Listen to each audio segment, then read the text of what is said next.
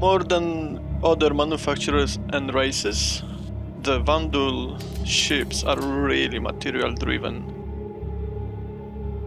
Over the time we've been working on this game, the Vanduul race and Vanduul ships art style changed a few times. We believe we found something really good and interesting that really spoke to everyone on the team, with the Kingship interior rework, and we decided last year to apply that style and those visuals to the rest of the Vanduul fleet. By creating a Vanduul material library, we started looking into types of surface and large-scale panel textures.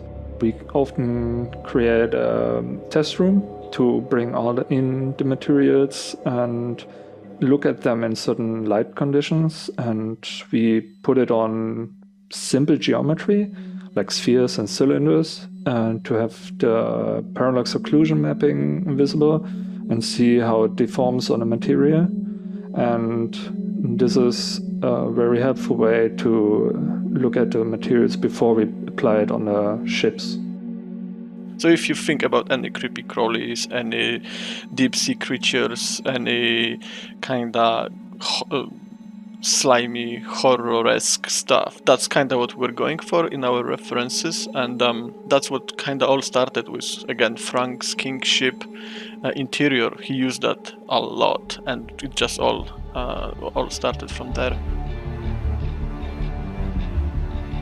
Looking at the Blade is a light fighter of the Vanduul fleet, so obviously making it look sleek and nimble and lightly armored was the big objective on this ship.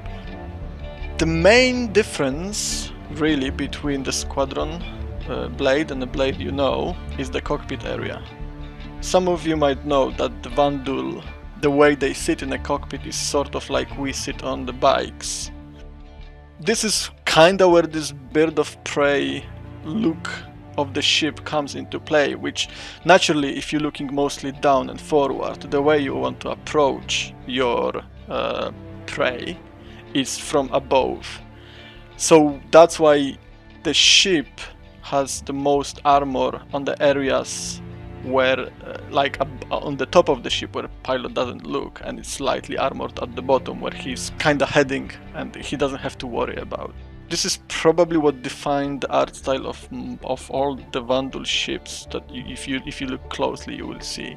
It's this beetle situation. Nice hard shell at the top, soft, busy high frequency areas on the bottom, and the cockpit that looks not like a human technology at all. So if it comes to Vanduul weapons, the Vanduul create their weapons sort of like the rest of their technology, which is they scavenge what they can from battlefields and from other races, however else they can find the components they need. One of the issues on the old Scythe was that the weapons were part of the ship. This is something we wanted to definitely resolve on the new one. Visual aspects of the ship is we did like asymmetry a lot. That definitely has to stay. It's fairly iconic, but we wanted to make sure the ship looks much more balanced than it was before.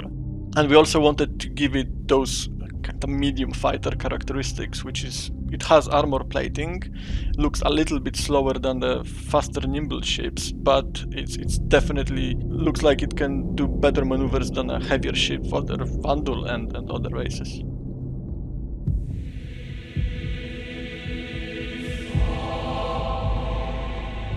If it comes to glaive, we wanted to use this opportunity to give it a unique look, so it doesn't look like a scythe with extra wing on the other side.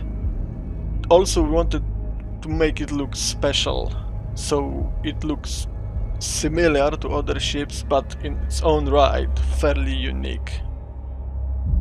We like the bird of kind of prey, aggressive silhouette and look. We kind of wanted to emphasize on that a little bit more, which also suited the art style of Vanduul, especially when looking at the other ships.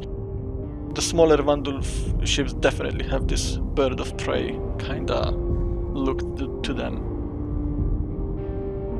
this is a bit of a peek into what we've created for Vanduul, for Squadron 42, which was a very exciting task for me, and working with Frank on developing this, and with Nate, our art director, that was incredibly rewarding, and I hope you like what we came up with, and see you in the verse.